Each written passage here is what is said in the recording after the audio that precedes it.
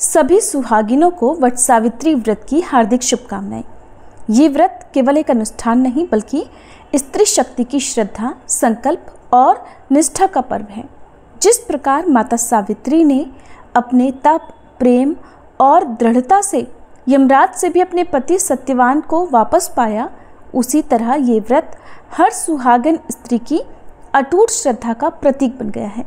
हर साल ज्येष्ठ अमावस्या को मनाया जाने वाला ये व्रत वट वृक्ष की छांव में पति की लंबी आयु, सुख, सौभाग्य और समृद्धि की कामना के साथ रखा जाता है।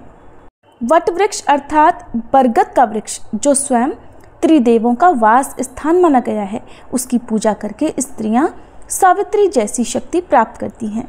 इस व्रत में जब एक स्त्री लाल या पीले वस्त्र धारण कर 16 श्रृंगार से सजी और कलावे से वटवृक्ष की 7 परिक्रमा देकर अखंड सौभाग्य की कामना करती है, तो वह दृश्य केवल पूजा नहीं बल्कि एक स्त्री के अखंड सुहाग का उत्सव होता है।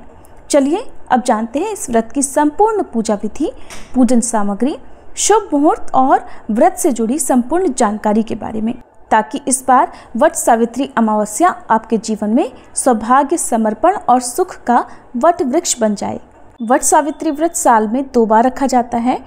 यूपी बिहार साइड में ज्येष्ठ मास की अमावस्या तिथि को रखा जाता है, क्योंकि यहाँ पर पूर्णिमा के बाद से नए महीने की शुरुआत मानी जाती है।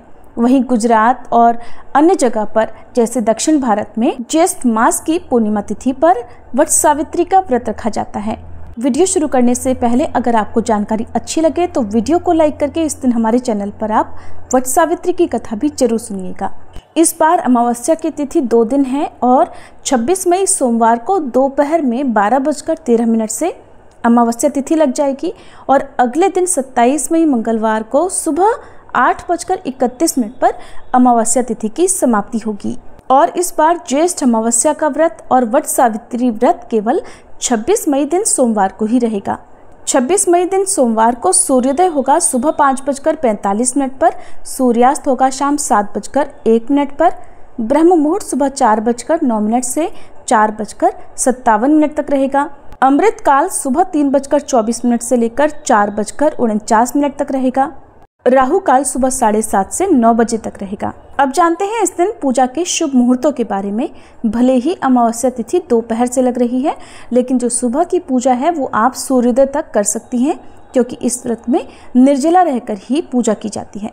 बाकी अपनी सामर्थ्य के अनुसार महिलाएं इस व्रत को पूरी तरह से निर्जला रहकर अगले दिन सूर्योदय की पहली किरण के साथ ही जल पीकर व्रत का पारण भी कर लेती हैं। 26 मई सोमवार को प्रातःकाल पूजा मुहूर्त सुबह 4:24 से लेकर 5:25 तक रहेगा। शाम की पूजा शाम 7:11 से 8:13 तक रहेगी। दोपहर में जो लोग पूजा करते हैं वो दोपहर 2:36 से लेकर 3:31 के बीच में पूजा कर सकते हैं।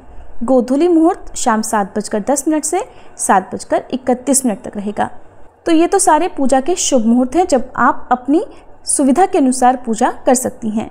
अब जानते हैं व्रत पारण के शुभ मुहूर्त के बारे में। क्योंकि व्रत अगले दिन खोला जाता है, तो 27 मई दिन मंगलवार को सुबह 5:45 से 7:55 के बीच में आप अपना व्रत खोल सकती हैं। इस व्रत को महिलाएं अपनी शारीरिक क्षमता के अनुसार ही रखें, यही सलाह सबको दी जाती है। अगर आप पहले से निर्जला व्रत रखती आ रही हैं, तो अगर आपके साथ कोई स्वास्थ्य समस्या नहीं है तो आप इस बार भी निर्जला व्रत रख सकती हैं। लेकिन जो भी महिलाएं इस बार निर्जला व्रत रखने में समर्थ नहीं हैं, अगर आपके लिए पॉसिबल हो तो जब तक आप सुबह की पूजा नहीं कर लेती, बहुत से लोग दोपहर में पूजा करते हैं, तो जब तक आप पहली पूजा नहीं कर लेती तब तक आप निर्जला रहने का जो संकल्प है वो भी इस दिन ले सकती हैं। पूजा करने के बाद आप जल, दूध या चाय वगैरह ग्रहण कर सकते हैं। इस व्रत में पानी कब पीना चाहिए? तो देखिए, सुबह सुबह 3 से 3:30 बजे तक के बीच में आप सुबह जल का सेवन कर सकती हैं, क्योंकि सूर्योदय से ही व्रत प्रारंभ होता है। तो ब्रह्म मुहूर्त से पहले पहले या जब तक ब्रह्म मुहूर्त प्रारंभ होता है उस समय तक भी आप जल का सेवन कर सकती हैं। और फिर इस व्रत में 24 घंटे तक निर्जला रहना होता है। अगले दिन व्रत खोलने के साथ ही जल का आपको सेवन करना चाहिए। अब जानते हैं पूजन सामग्री के बारे में। तो पूजन सामग्री के लिए सबसे पहले तो आपको वट वृक्ष की पूजा करने की इस दिन ज़रूरत होती है। तो आसपास कहाँ पर वट वृक्ष है, इस बात की जानकारी आपको चाहिए। और वट सावित्री की पूजा करने वाली महिलाओं को एक दिन पहले मेहंदी आदि लगा लेना चाहिए। श्रृंगार की सामग्री एक दिन पहले इकट्ठा करके रख लेनी चाहिए। और फिर वट वृक्ष की पूजा करने के लिए, परिक्रमा करने के लिए कलावा, बांस से बना हुआ पंखा, रोली, चंदन, अक्षत, सुपारी, कुमकुम, मौसमी फल, फूल, सिंदूर, श्रृंगार की सभी सामग्री, नारियल, पानी का कलश, धूप, दीप, कपूर, बरगद के फल, इत्र, 1.25 मीटर लाल या पीला कपड़ा, मिठाई, देवी सावित्री और सत्यवान की प्रतिमाएं या तस्वीर, नहीं तो आप मिट्टी से खुद भी बना सकती हैं। और चूँकि प्रथम पूजनीय गणेश भगवान का पूजन पहले किया जाता है, तो आप सुपारी में कलावा बांधकर गणेश भगवान का भाव करके उनकी पूजा कर सकती हैं।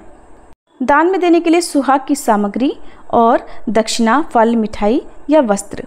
वट वृक्ष की आयु सबसे अधिक होती है, इसीलिए इस दिन वट वृक्ष की पूजा का विधान है। अगर आसपास वट वृक्ष नहीं हो तो आप एक दिन पहले कहीं भी वट वृक्ष ढूंढ लीजिए, चाहे घर से बहुत दूरी पर ही क्यों ना हो। और फिर व्रत वाले दिन सुबह जल्दी उठकर स्नान करने के बाद आप हाथ जोड़कर जल और अक्षत हाथ में लेकर व्रत रखने का संकल्प लें। सूर्य देव को जल अर्पित करें, अपने घर के मंदिर में पूजा करें। और यदि आसपास वट वृक्ष की पूजा करने जा रही है तो आपको सभी सामग्री घर से लेकर जानी चाहिए। वट वृक्ष की जल और कच्चे दूध से सींचकर पूजा करनी चाहिए, धूप दीप जलाकर। फिर हाथ में कोई भी पूजन सामग्री, जैसे बहुत से लोग काले चने से, मूंगफली के दाने से, किशमिश से, मखाने या काजू आदि से 108 परिक्रमाएं लगाते हैं। उससे पहले आप कच्चे सूत या कलावे से परिक्रमा करें। जब कलावा या सूत समाप्त हो जाए उसके बाद आप पूजन सामग्री से या श्रृंगार की सामग्री से 108 परिक्रमाएं पूर्ण कर सकती हैं।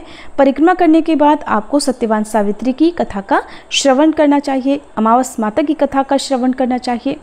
और वटवृक्ष में वास करने वाले सभी त्रिदेवों को आपको हाथ जोड़कर प्रणाम करने के बाद अपनी पूजा संपन्न करनी चाहिए। पूजा करने के बाद अपने पति के चरण स्पर्श करें, उन्हें तिलक लगाएं और दिन भर उपवास रखें। ये थी आज की वीडियो। उम्मीद है आपको पसंद आई होगी।